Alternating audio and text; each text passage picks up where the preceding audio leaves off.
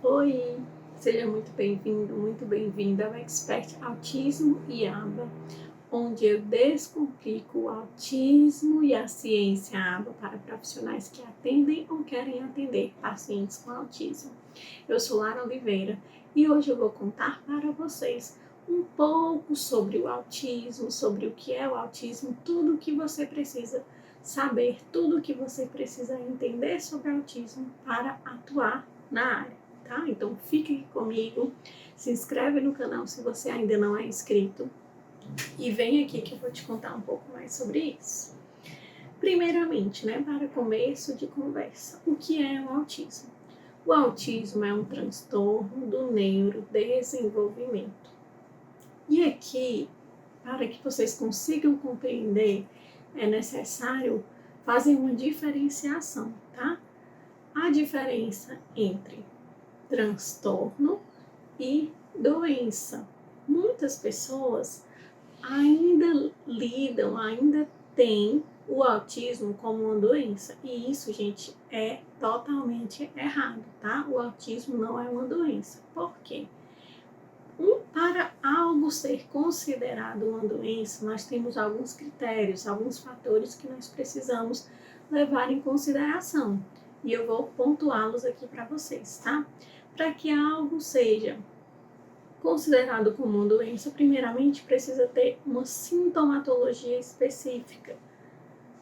Algo que possa ser sentido, Que possa ser sentido no nosso corpo, que possa ser visualizado no nosso corpo ou detectado por meio de exames. E o autismo, ele não é detectado, não tem nenhum exame que seja capaz de detectar o autismo. Então, o autismo, o processo de diagnóstico, ele se dá totalmente por observação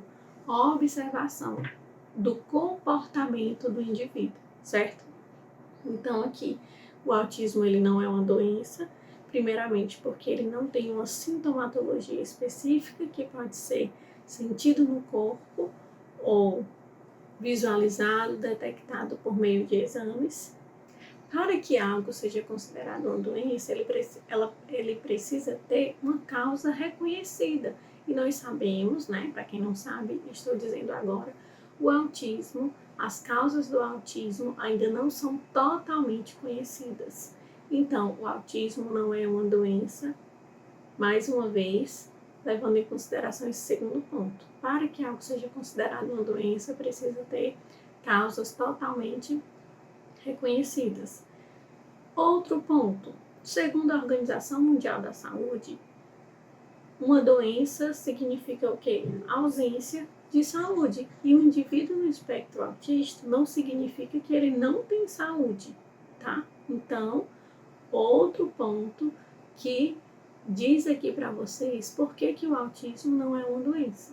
Porque uma doença é uma ausência de saúde. E indivíduos no espectro autista não apresentam ausência de saúde, tá?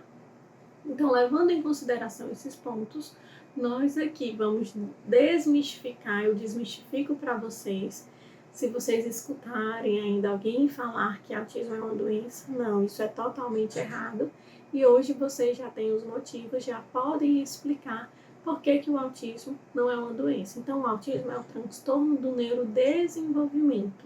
O indivíduo ele já nasce no espectro autista e, de forma geral, é uma forma diferente do cérebro dessa pessoa funcionar. O indivíduo no espectro autista ele tem um funcionamento cerebral diferente dos indivíduos ditos típicos, tá? Então, os indivíduos no espectro autista têm uma forma diferente de pensar, de funcionar, e isso não significa que é errado, ok, gente? E aí aqui, outra questão que eu trago para vocês são as causas do autismo, Nós sabemos que hoje as causas do autismo não são totalmente conhecidas, tá? Mas nós sabemos o quê? Que há evidências sobre a predisposição genética, se a mãe, se o pai apresenta características do espectro autista, tem diagnóstico no espectro autista, há uma maior predisposição do filho, da criança, nascer no espectro autista, tá? Então, há evidências relacionadas à predisposição genética e também a questão da idade dos pais, né? Uma mãe que tem filhos muito tarde, né? E a probabilidade dessa criança nascer no espectro autista, mas também isso não é algo decisivo, tá? Tem famílias que tiveram, né? Mães que tiveram filhos depois dos 36 anos e tiveram filhos que não estão no espectro autista, mas pode existir aí uma maior incidência, uma maior predisposição para que essa criança nasça no espectro autista, tá? Então, há outras causas especuladas, né, mas que ainda não há evidência sobre questões de poluição ambiental, infecções na gravidez, relacionadas ao ambiente em que essa criança foi se desenvolvendo, né? Tanto o ambiente intrauterino, quanto questões que a mãe foi vivenciando ao longo da gravidez mesmo, né? Que poderiam afetar diretamente essa criança. Então, relacionado às causas do autismo, esse esclarecimento aqui para vocês, tá? Muito importante que vocês saibam. E trazendo aqui também estatísticas para vocês, né? Segundo a JAMA Pediatrics, a revista pediátrica mensal, né? A revista médica mensal, o que é que nós temos hoje, né? A cada 30 crianças, uma criança é diagnosticada com o transtorno do espectro autista, tá? Então, nos Estados Unidos, a cada 30 crianças, uma criança hoje já é diagnosticada no transtorno do espectro autista, por volta de crianças e adolescentes, né? Ali a faixa etária por volta de 3 a 17 anos. E a prevalência de autismo hoje ainda é maior em meninos, né? A cada 4 meninos, nós temos aí a incidência de uma menina que nasce no transtorno do espectro autista. Ok, e aí entendendo tudo isso, nós podemos entrar então aqui e aprofundar mais sobre os sinais, né, do espectro autista, quais são os critérios diagnósticos, tá? E segundo o DSM-5, os critérios diagnósticos, né? O DSM-5, Manual Diagnóstico e Estatístico de Transtornos Mentais, os critérios diagnósticos principais para diagnóstico do espectro autista são indivíduos que apresentam déficits na comunicação e na interação social. Então, indivíduos que têm dificuldade em comunicar, né? Seja comunicar, né? Aqui, quando nós falamos de comunicação, é importante ressaltar que comunicação, eu posso me comunicar de diferentes formas. Eu me comunico com o olhar, me comunico com gestos, me comunico por meio da fala, posso me comunicar por sinais, por figuras, tá? Então, os indivíduos no espectro autista vão apresentar déficits na comunicação, em formas de comunicar, na comunicação e na interação social, dificuldade em iniciar e manter interações, ou até mesmo um interesse menor, abaixo do esperado por interação social. E aqui não é que o indivíduo no espectro autista não queira interagir, tá, gente? Aqui é muito importante. Claro que a motivação desse indivíduo pode estar um pouco abaixo, né, do esperado, mas muitas vezes o que acontece? O indivíduo no espectro autista, uma criança no espectro autista, ele tem interesse em interagir, porém não sabe como, não consegue tomar a iniciativa ou até então já teve interações frustradas e por isso tem essa maior dificuldade, tá? Então, déficits na comunicação e na interação social, certo? Para que vocês estejam atentos. Se você, profissional, tem uma criança, né? Tem um paciente, tem um aluno, que você percebe essa dificuldade na comunicação e na interação social, já pode ser um sinal de alerta, mas esses sinais isolados não são critérios diagnósticos. É preciso perceber os critérios, né? Os déficits na comunicação e na interação social, e somado a isso também interesses restritos e estereotipados. Há crianças que têm interesses restritos em determinados assuntos, por determinados brinquedos, crianças que só falam, né, indivíduos que só falam de determinado tema, né? Então, uma inflexibilidade cognitiva ali, um interesse restrito em determinada coisa. Além desse interesse restrito, né, em determinada coisa, objeto, tema, também nós podemos ter o quê? Movimentos restritos e estereotipados, crianças que apresentam movimentos de flapping com a mão, por exemplo, né? Ou crianças que ficam girando em torno do próprio eixo, repetindo movimentos constantemente, né? E você vai percebendo que isso tem aí um começo, né? E que isso vai se perdurando, não é algo ocasional, mas essa criança ela tende a ter esses movimentos repetitivos em diversos momentos do seu dia. Crianças também que apresentam ecolalias, né? Uma repetição na fala, muitas vezes assistem determinado desenho ou escutam alguém conversando e fica repetindo as frases dos desenhos, as frases também das conversas que ela escuta, né? E essas ecolalias sem função, né? Sem função comunicativa. Então é importante nós ficarmos atentos, tá? A esses critérios diagnósticos para o transtorno do espectro autista. E algumas crianças, alguns indivíduos vão apresentar ainda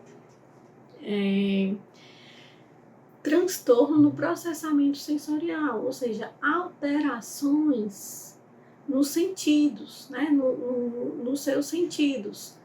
Nós temos 5 sentidos conhecidos, né?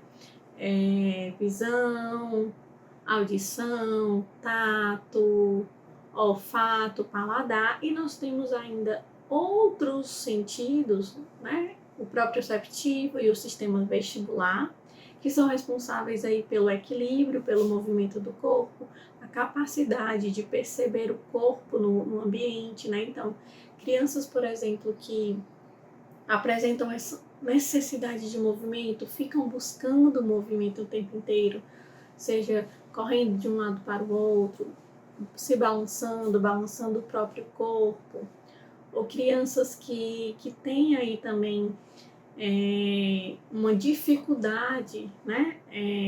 Uma rejeição inicial ao movimento, né? Então, se essa criança tem uma alteração nesse sistema proprioceptivo ou vestibular, essa criança pode ter tanto movimentos exagerados, essa busca por movimentos, ou a rejeição por determinados movimentos.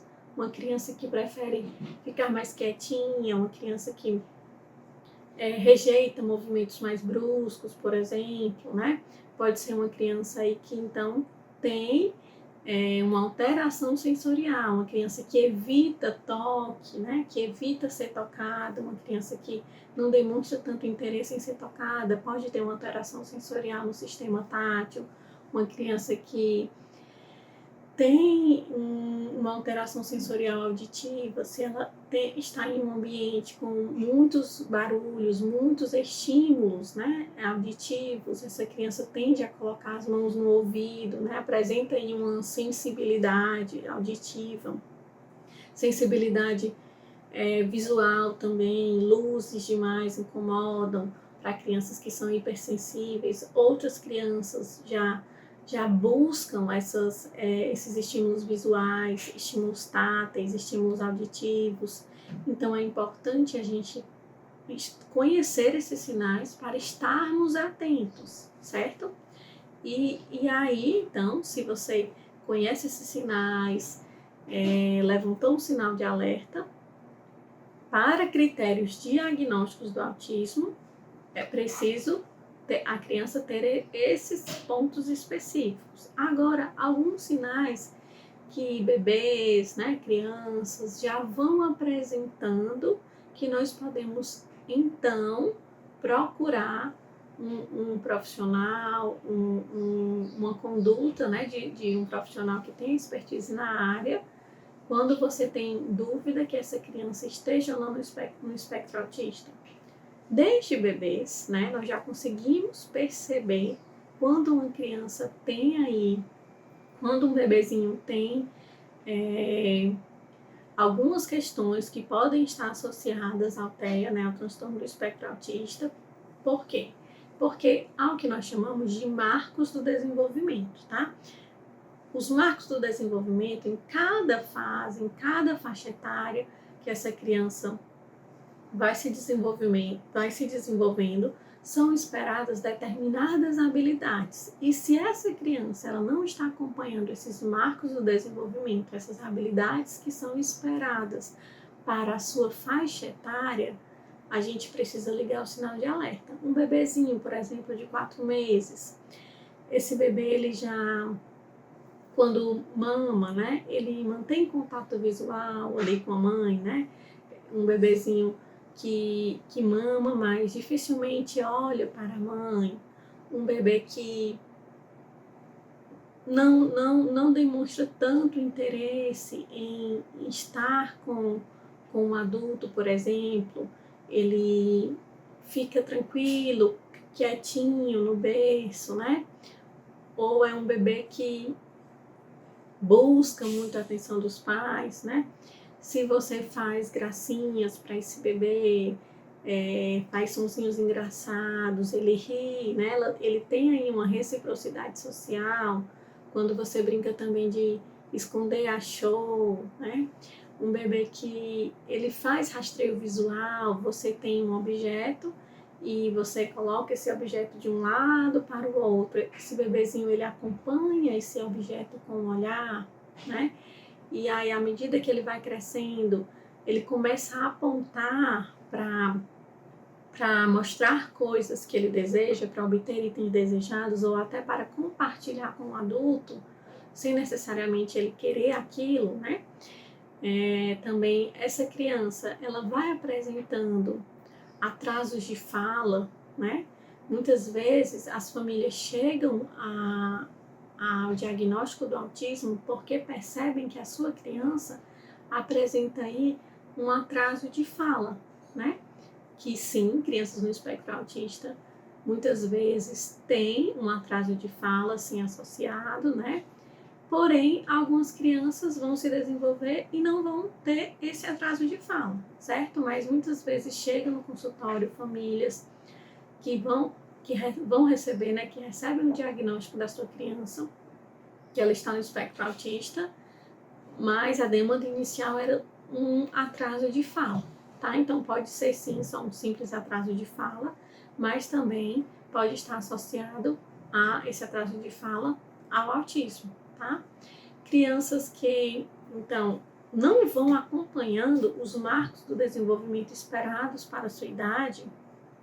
Se há atraso no desenvolvimento, é preciso procurar o auxílio de um profissional especializado, porque pode ser sim o autismo ou pode ser que não, mas se há atrasos, nós não esperamos para intervir, nós não esperamos para procurar um profissional especializado, certo? Então, se você percebe, né, profissional, que você tem uma criança que não está ali acompanhando os marcos esperados para a sua idade, há um sinal de alerta, né? Nós comparamos sempre a criança, ela com ela mesma, mas baseado nos marcos do desenvolvimento, certo?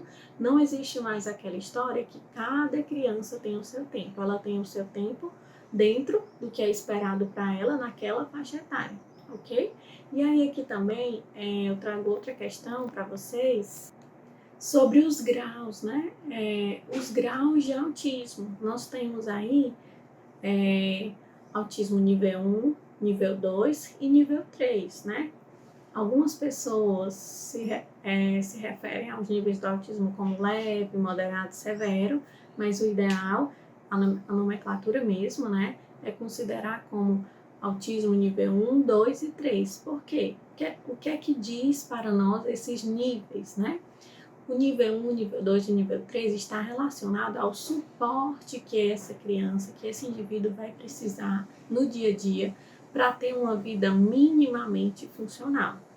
Então, se uma criança ela apresenta, por exemplo, dificuldades na interação social, né? É uma criança que você percebe que ela se isola mais facilmente, prefere brincadeiras repetitivas, daquela forma que ela já é acostumada a brincar. Se chega algum colega, né, que muda a brincadeira dela e ela não gosta, então ela sai, continua brincando somente daquela forma. Se é uma criança que você percebe que tem déficits, sim, consideráveis, mas que no dia a dia é uma criança, é um indivíduo mais autônomo, não precisa, não tem a necessidade, né, de um suporte para desenvolver as suas atividades de vida diária, nós temos então esse indivíduo aí considerado como nível 1 de autismo, né? Agora, se o indivíduo, se a criança já tem aí um atraso de fala, né? Já tem dificuldade em comunicar por meio da fala, nós já temos aí um nível 2, tá? Por quê? Porque essa criança, esse indivíduo vai precisar de mais suporte no dia a dia para poder ter uma vida minimamente funcional. E se nós temos, então, um indivíduo no espectro autista com deficiência intelectual associada, né, com um atraso de fala, essa criança, esse indivíduo vai precisar de um suporte maior para ter uma vida funcional, né, para ter uma vida com qualidade. Então, esse indivíduo já se enquadra aí no nível 3, né, de autismo. Por quê? Porque já tem um atraso de fala considerável e tem também uma deficiência intelectual associada. Em relação aos níveis, tem diferença de tratamento? O tratamento é o mesmo, porém, esse indivíduo vai precisar de um suporte maior no dia a dia para ter uma vida minimamente funcional, tá, gente? E eu trago aqui também outro ponto muito importante para você. Por que, Lara, então, né? Sabendo de tudo isso, por que eu preciso investir tempo estudando sobre autismo, investir tempo conhecendo sobre autismo? Porque se você é um profissional que atua com crianças, né, atua com desenvolvimento infantil e você quer prestar um serviço de qualidade, oferecer um serviço de qualidade para essa criança, para essa família, você não tem como fugir de uma criança no espectro autista. Você não tem como fugir de atender uma criança no espectro autista, porque uma hora ou outra essa criança vai estar diante de você. E aí, o que é que você vai fazer? Como você vai auxiliar essa criança? Tá? Então, é preciso investir sim tempo, né, para conhecer um pouco mais sobre o autismo, ainda que você não queira ser um expert em autismo, mas se você como profissional quer minimamente continuar no mercado de trabalho e oferecer um serviço de qualidade para as famílias, é importante você conhecer sim sobre o autismo, sobre o que é o autismo, quais são os critérios diagnósticos, quais são as causas, os sinais, tá? Para você poder ser um profissional que continua ali no mercado, continua se destacando, né? Você quer ter ser um profissional de destaque, quer ser um profissional que tem autoridade diante das famílias, né? Diante do seu público. Então, é preciso que você invista tempo para conhecer um pouco mais sobre o TEA, né? Sobre o transtorno do espectro autista. E como eu já falei, então, quais vão ser os benefícios para você e para o seu paciente? Para você vai continuar ali tendo demanda de atendimentos, porque a cada dia mais cresce o número de crianças diagnosticadas no transtorno do espectro autista, mas aqui nós não estamos falando só sobre demanda de atendimentos, mas é sobre ser um profissional que tem qualidade nos seus atendimentos, um profissional que sabe minimamente diferenciar o que é o TEA e o que não é TEA e oferecer uma intervenção adequada, tá? E os benefícios para o seu paciente, ele vai ter uma intervenção, um tratamento adequado, independente da área em que você atua. Se você é fonoaudiólogo, pedagogo, psicopedagogo, educador físico, terapeuta ocupacional, neuropsicopedagogo, independente da sua área, uma criança, um indivíduo no espectro autista, se o profissional é capacitado, conhece sobre o TEA, esse profissional vai oferecer um tratamento adequado, vai utilizar estratégias adequadas, né? Buscar o que na ciência tem de comprovado para auxiliar uma criança, um indivíduo no espectro autista. Então, tanto você quanto o seu paciente serão beneficiados se você investe tempo para conhecer mais e para estudar sobre o assunto. Bem, e se você não entender sobre autismo, né?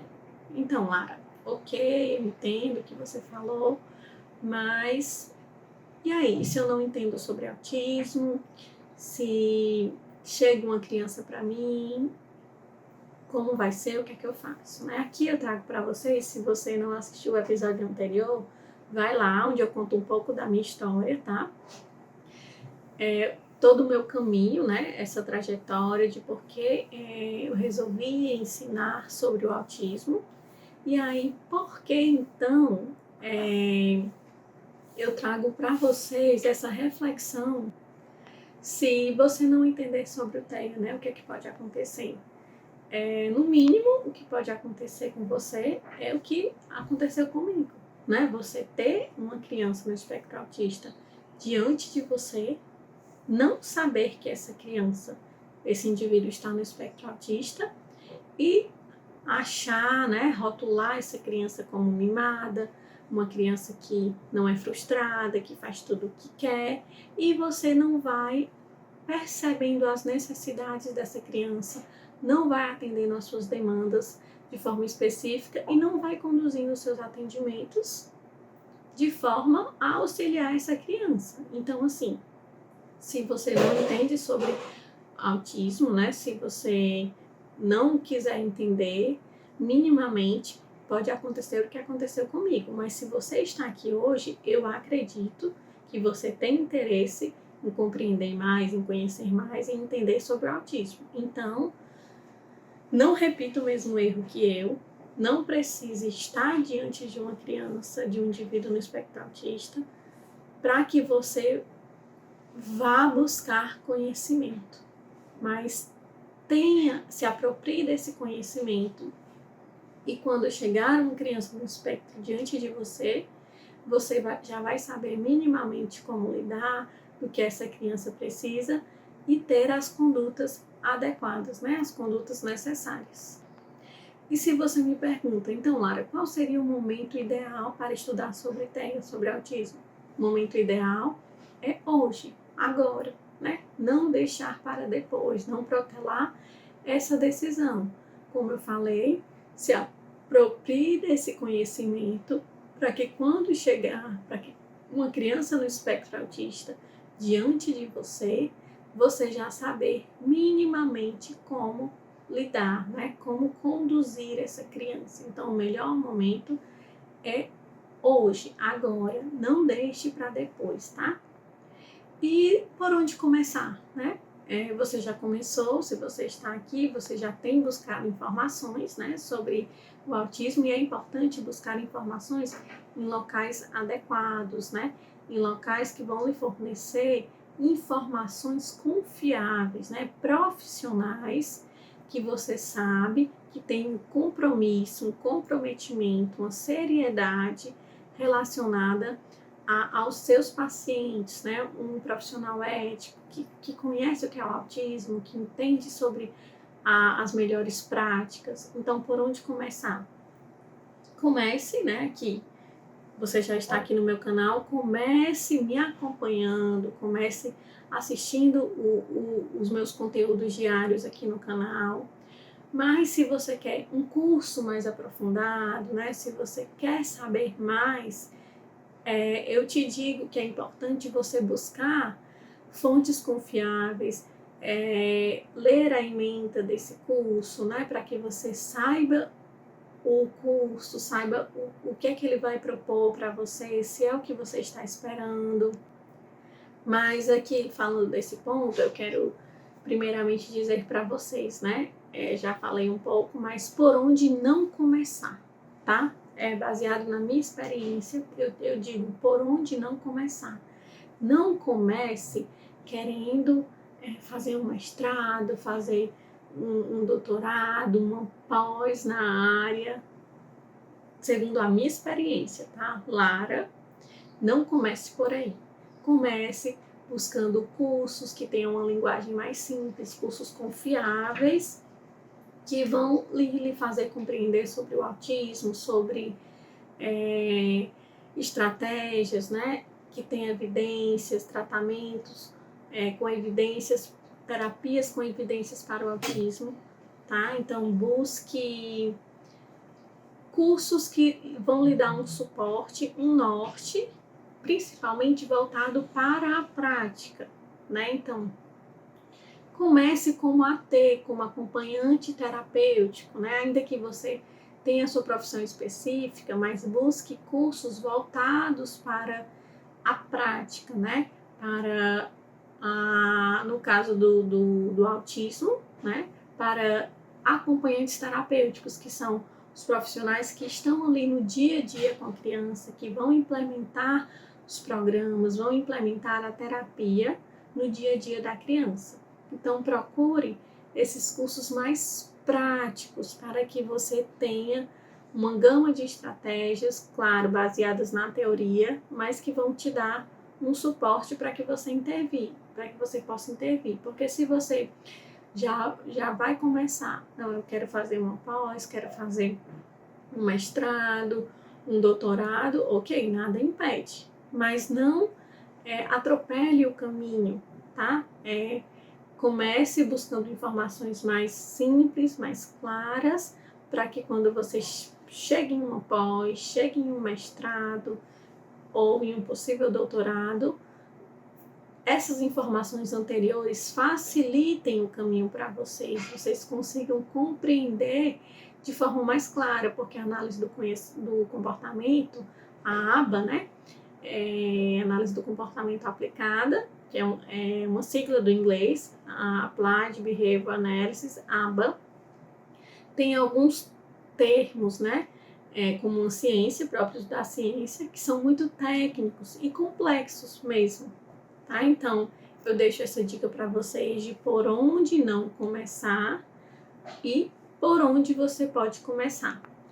E nós temos também algumas polêmicas, né, na área sobre pessoas que não têm mestrado, não têm doutorado, ou têm mestrado e doutorado, que seria o melhor, né? Claro que o conhecimento, ele é sempre válido e importante, né? Nós temos hoje associações, por mais que profissionais que atuem com análise do comportamento, né? Aqui no Brasil não seja uma profissão regulamentada, nós temos associações que vão nos dando um norte, né, do que esse profissional precisa para ser um bom profissional, um profissional qualificado, para oferecer um serviço de qualidade, né, que aí no caso, por exemplo, para ser supervisor, coordenador, é necessário minimamente uma especialização, uma pós, um mestrado, um doutorado em ABA, mas os títulos pelos títulos não dizem muita coisa, tá, gente? Porque infelizmente hoje nós vemos profissionais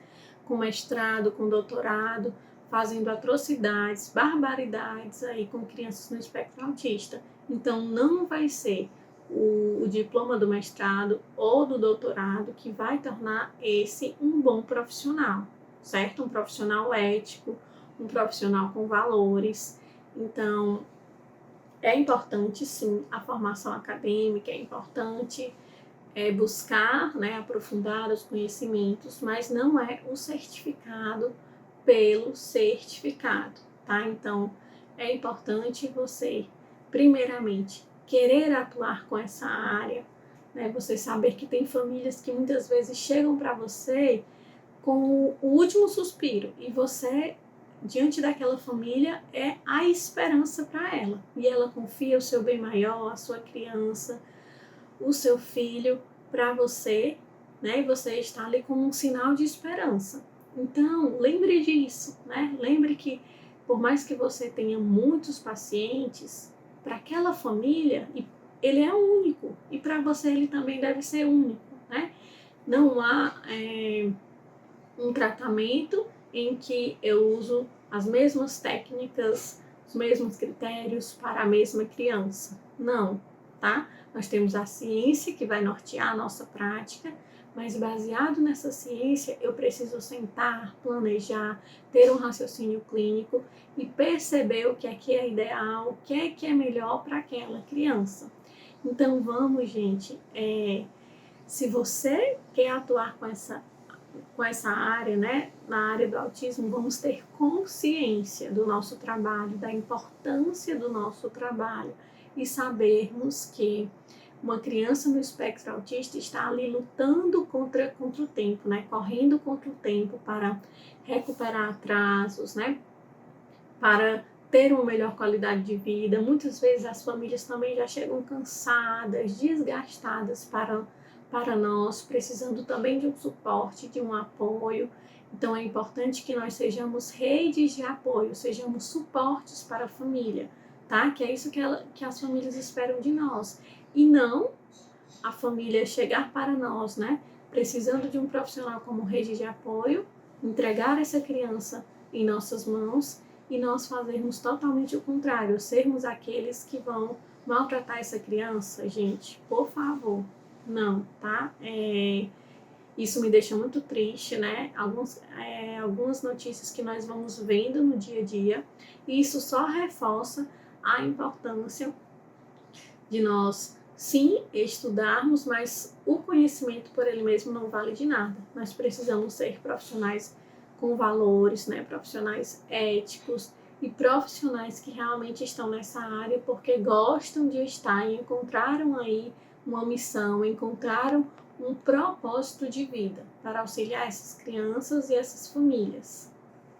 Então eu convido você que está aqui comigo hoje, que assistiu esse episódio, a continuar comigo, porque eu vou trazer muitos outros conteúdos, vou trazer muitas novidades. E para você, profissional, que quer atender uma criança no espectro autista, que não tem pós, não tem mestrado, não tem doutorado, não tem nenhum curso, não sabe por onde começar, eu vou segurar na sua mão e vou te ajudar a percorrer esse caminho.